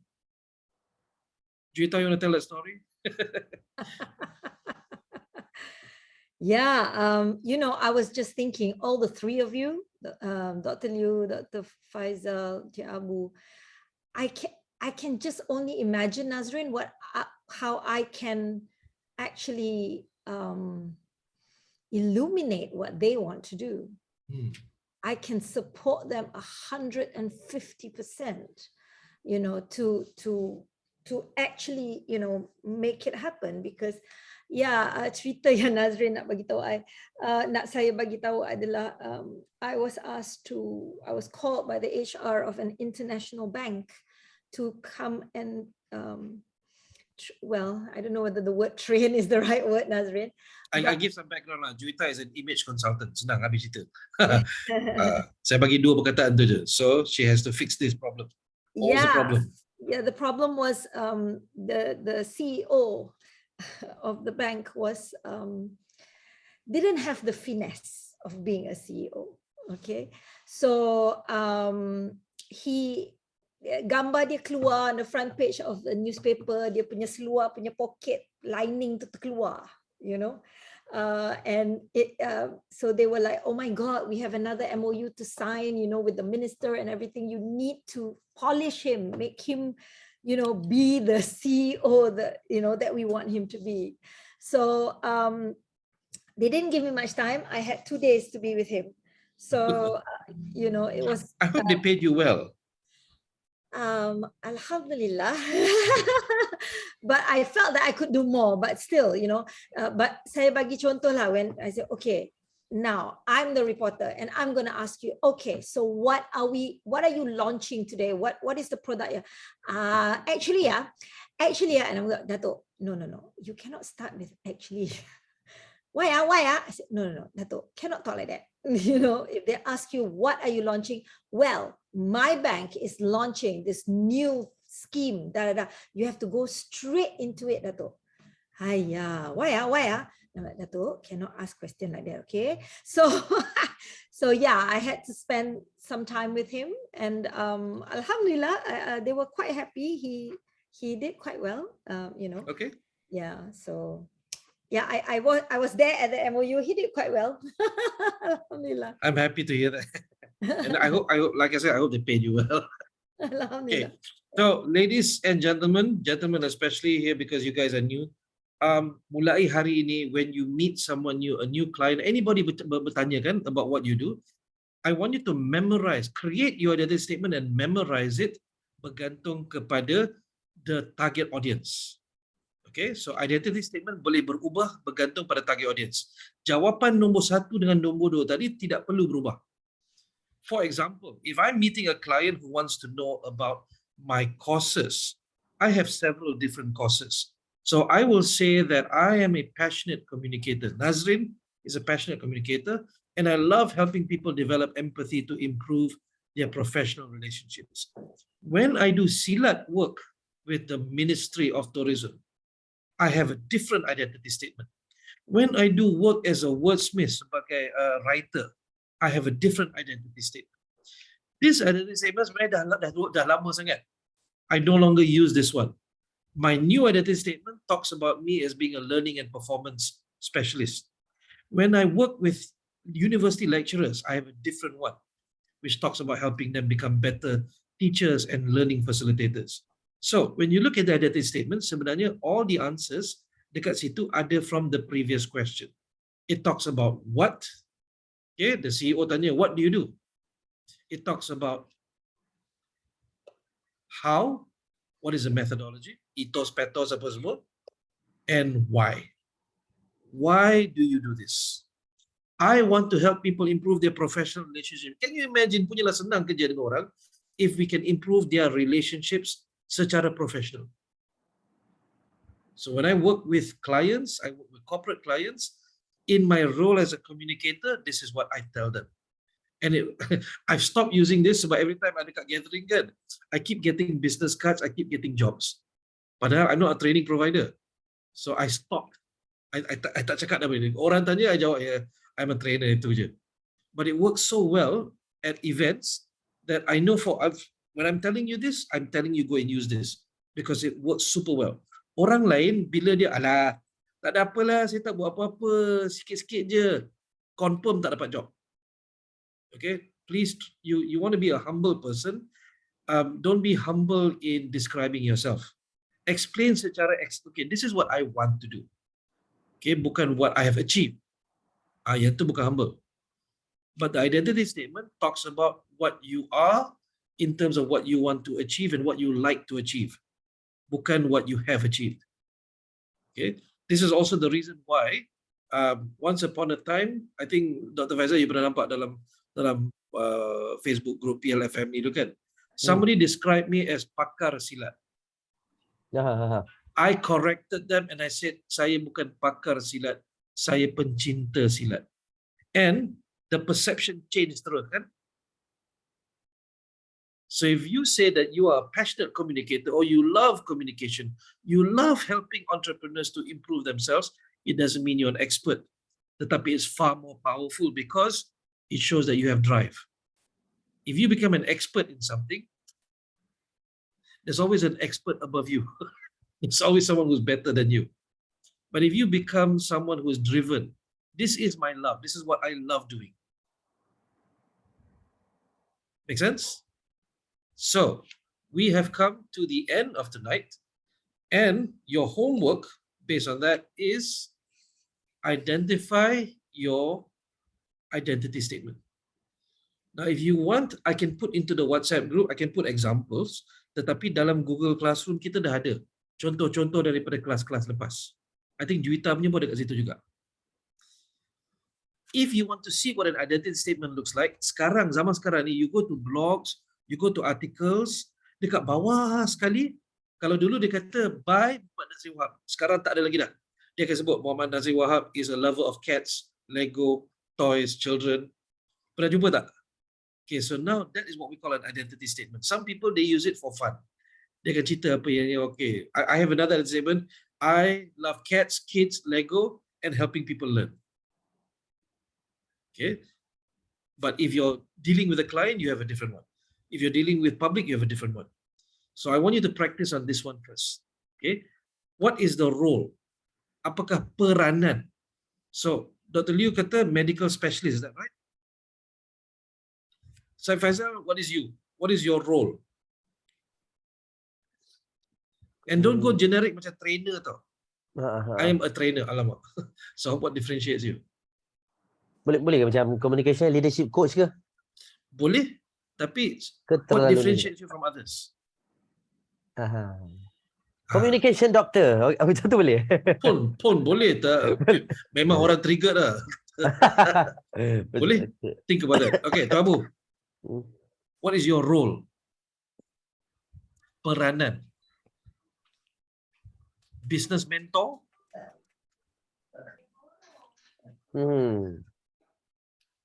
Business mentor. Terus dia ambil. Aku bagi contoh satu je. Tak, Kena sebab bayar lebih. Yalah. Itulah nak kena sit down betul-betul. I nak kena check sebab I mean training, coaching pun buat, partner pun I buat. Tapi I lebih tetapi apa yang mengingatkan ketiga-tiga tu? Satu. Mentoring lah. Boleh, sebab Dr. Liu punya medical specialist, dia buat orang, dia ajar orang, tetap dia punya role is medical specialist. Okay, when I first started out, I use passionate communicator. Itu perkataan yang sangat-sangat simple. Lepas tu bila tengok dah ramai orang pakai, I abandoned, I changed. So right now, I want you to just go straight to the point. Don't make the mistake I did. Go straight to the point. Go for something specific, niche, tetapi still recognizable. So when you say business mentor, interesting. Tapi tak boleh. Ada orang challenge I. Dia kata dia business mentor, buat business entah apa-apa. Dia ada juga orang challenge. Bagus. Bila orang challenge, masa tu you can jawab. Tu Abu, kita ni usahawan. Hari-hari kena challenge. Bila challenge kat mana? Dekat social media? No, I punya partner. Dia kata, you saying that you marketing sifu kan? So I cakap, I tak pernah declare pun I sebagai sifu, anything kan? I see. Okay, yang tu different lah. When you say a business mentor, sifu dia is a standard tau. Kalau dalam bahasa kita maha guru dah tu sifu. Benda sifu ni started daripada M. Nasir dulu. Orang start call him sifu. As a joke, not realizing it's actually quite offensive to the Chinese community. At least to the Chinese kung fu masters I met lah. Kita apa bagi sifu kan? So kita kena hati-hati lah. Kita main pakai orang lain punya bahasa ni. Tapi business mentor dia tidak ada level. Bayangkan, okay, Tuan Abu, imagine lah Nazrin tiba-tiba pakai kan business mahaguru. Lain macam mahaguru. Tak kena bambu 3 line cari aku ni. Okay, so business mentor is not a level, it is a description. Marketing sifu ayat tu memang kena challenge lah tu. Medical specialist is not a level, it is a description. Okay, do you understand? Okay, we have about 6 minutes to go. If you have questions, you can ask me now. But this is your assignment for tomorrow. And then we will meet on Wednesday night. By then I'll be in Cambodia. So we'll run our second class from Cambodia. What questions do you have for me? Nazri, I don't have a question, but I want to share something. You were talking about Mahaguru and Sifu. Okay. Last week, I went to a class that I learned how to do teleport. Teleport is where you, it is gilding of cloth with gold. Okay. So the teacher is known as the Adi Guru. As a what? Adi Guru. Adi Guru, yes. Adi Guru. Adi Guru. So that's another word that I learned. apart from, like you said lah, Sifu lah, Master lah, Mahaguru lah, so they have Adi Guru. Mhm. Adi Guru is specialist. Kalau dalam medical is a surgeon kan, Adi Guru is specialist. So Mahaguru dia kenal semua masyarakat, tetapi Adi Guru dia specialize in one saja. Pendeta guru lain pula. Pendeta is a title. Pendeta is a title, dia macam anugerah pendeka. So hanya macam pendeka, hanya sultan je boleh bagi.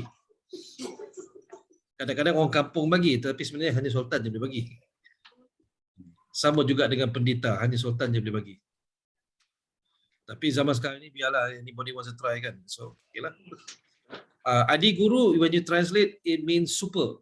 So that's why they say Adi Wira for superhero. So Adi Guru is a super guru lah. In essentially, it means a specialist lah, pakar. Thank you. Okay, questions. Yes. Coach, just nak tanya sikit pasal yang my branding. If you notice in my Facebook, sometimes I put my hashtag Dr. Faizal and then hashtag Dr. Komunikasi. Walaupun saya dah buat tu hampir beberapa bulan, sometimes rasa macam serba salah pun ada, macam betul ke aku Dr. Komunikasi? Aku ada tak masalah komunikasi?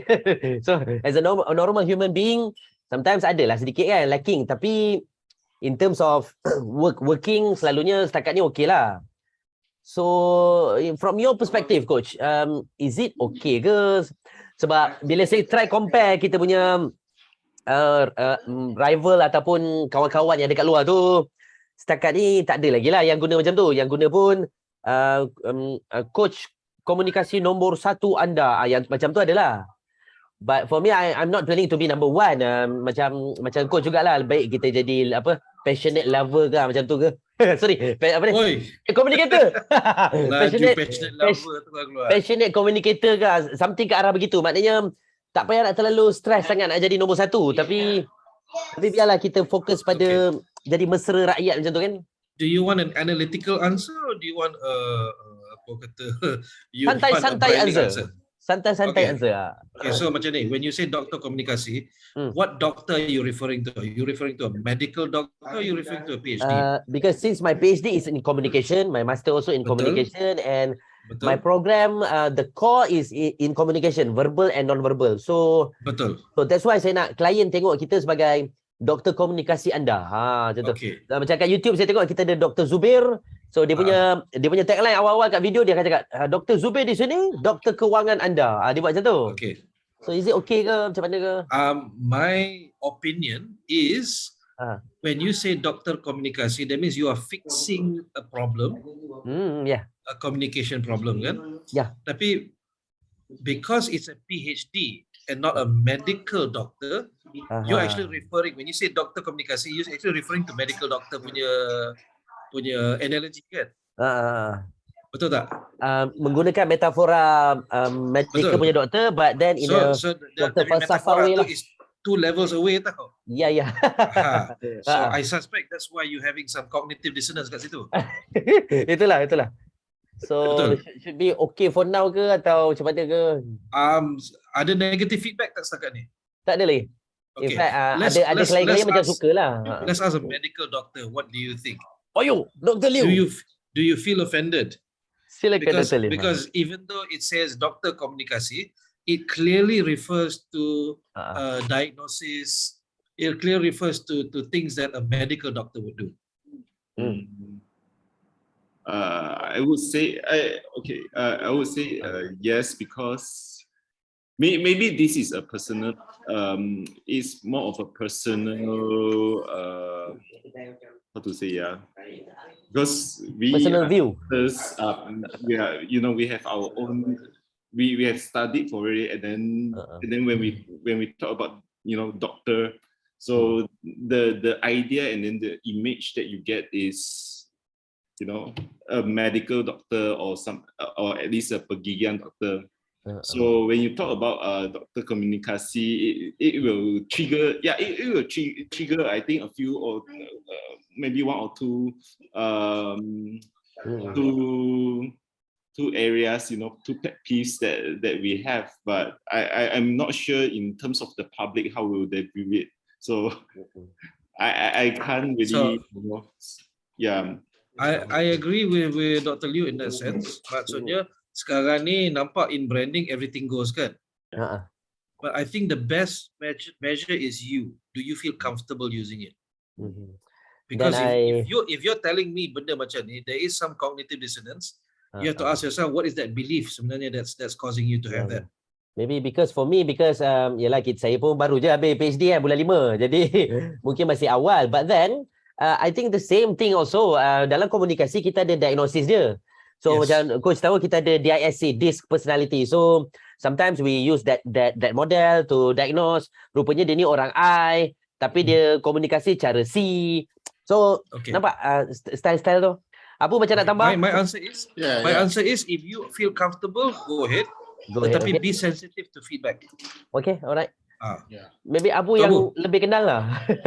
Dia bergantung kepada market segment. Market segment Dr. Syed macam mana. Kalau let's say benda tu tak go for pada level doktor yang akan bagi dia orang rasa macam apa ni, kau dah salah pakai doktor in term of academic. So it's okay lah for me, sebab dalam dunia bisnes ada je orang letak doktor PC lah, doktor jam lah, doktor kasut lah, doktor cermin lah, doktor kayu lah, even kan. Padahal COVID apa sekurangnya saya memang ada gelaran PhD, ada doktor. Yang kedua, metodologi yang dipakai sama dengan metodologi doktor-doktor yang lain. So bagi saya tak ada isu lah, is branding. Kalau kata nanti you go for the next level, go pada memang level-level for example international, for example level yang melibatkan audience doktor-doktor ni, then kita change balik kita punya branding, no problem kan. On that particular event kita sensitif sikit lah, macam betul lah kan? Ya. Kalau branding for public, I think no problem. Even I pernah kenal orang yang pakai nama Sir je pun, tapi dia padahal Sir daripada black belt taekwondo saja. So orang dah ingat dia ni Sir something yang wow, hebat ke? Memang Sir dia hebat. Dia memang hebat dari segi dia punya particular training dia lah. Tapi it doesn't give you, sebab saya pernah buat flyers dia bagi flyers dia ketika kita ada motivasi daripada Sir. So feedback saya kata, ni Sir daripada UK ke? Kalau saya kata tak, Sir daripada mana ni? Jawatan ni dapat daripada mana? Daripada taekwondo. Buanglah, malu je, tak kena. Kalau kata you nak buat Sir daripada bela diri, then fine. Tapi Sir untuk motivasi tak kena. So bergantung kepada kita punya klien lah kan. Baik. So lagi satu, Malaysia sekarang ni dia memang suka buat benda kontroversi untuk nak naikkan branding. So in case benda tu jadi kontroversi for you, it's a good thing juga, good marketing lah. Cuma lepas tu you pandai lah, you handle. You know to handle, right? So tu Abu kata pandai-pandai you handle kan. So I will say it different way. Berani buat, berani tanggung. Thank you. Yeah, I mean apa Dr. Syed, you cakap tadi macam ada siapa dalam YouTube tu, dia kata dia doktor apa? Dr. Zubair, doktor kewangan anda. Okay. So this is what I'm saying. You to me rise above the rest. Sebab dia dah ada doktor keuangan anda, lepas tu tiba-tiba you pula datang doktor communication. You find something different. Why must you be like everybody else? Baiklah. Yeah. Sebab dah ada banyak, in fact, we have so many amongst us also yang career doctor lah, that kind of thing. So you now that you have your assignment, find something different. Okay. Find something different, walaupun you ada title doktor tu, tapi maksudnya bila dah ada orang guna yang tu, orang dah kata, oh, doktor keuangan anda, you pun mai pula doktor komunikasi. You are amongst the rest. You are not something or someone special that people can remember. So you come up with something different. Okay, understand. Jangan letak menteri pula. Menteri komunikasi. Menteri komunikasi anda. Dr. Liu pun buat doktor CPR anda. Okay, thank you. Okay, well done. So this is not new pun. In fact, within industries pun, especially in overseas kan, Even official industries dah ada adopting. So you have architect as you're thinking of building a actual building kan. There is software architecture. Dah jadi official dah. There is human there is human engineering dah sekarang ni. Motivational engineering. So things like this kita test the market, okay? But like I said, berani buat, berani tanggung. Okay. In fact, if you test it and terjadi, sila-sila ramai orang follow after you. So what Juwita is saying is, rather than follow the trend, why not create a trend? Okay, understood. Right? And some of the trend setters you can look to are Rizal. You can look to who's the other guy?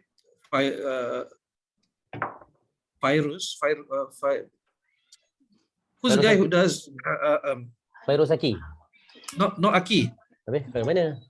Faris Erusan. Is that his name? Oh, Faizul Faisal Erusan. Erusan. Ya. So watch these people Faizul and then Ikhwan. see what you brand. Okay, create a trend. Okay. Supaya orang tak tanya, okay, dapat dari mana ni ya? You start your own. Alright. Cool. So I have some ideas, tapi let me bagi dia masak dulu kepala, then I'll share with you. But I am more of the thought that why don't you brand your name? Sebab dalam training tak ada orang nama Syed Faizal. Nobody I know of at least. Okay. And mana ada ke trainer nama Faizal? Trainer tak ada, tapi DJ Hot FM tu Syed Faizal. yang botak tu kan. Tak tahu dia ada lagi ke? Bang, aku dah bertahun tak dengar radio. Tapi itulah trainer saya pun tak jumpa lagi lah. Kalau Syed Faizal, hidung macam ni, kulit macam ni, tak jumpa lagi lah. Okay, so the point is this. Branding does not care, and I apologize to Dr. Liu and Dr. Faizal kan. Branding does not care whether you have a doctorate or a medical degree.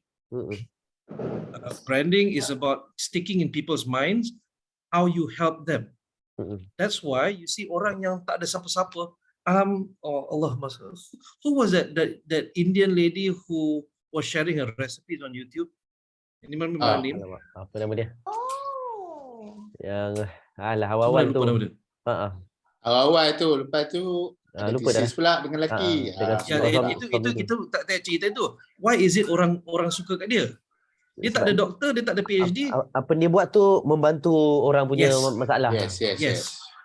So if you write articles, you put out videos, buat TikTok apa semua, dia membantu menyelesaikan masalah. Jangan teaser tau. Ini tengok ni, lepas tu tontonlah video seterusnya, tak payah. Straight in that video you teach terus. Bagi terus. Pavitra. Yes. Ajar terus. So aku hantu TikTok sekarang ni. And my favorite TikTok accounts are the ones yang dia tak ada teaser. Dalam video tu 30 second dia bagi teknik terus.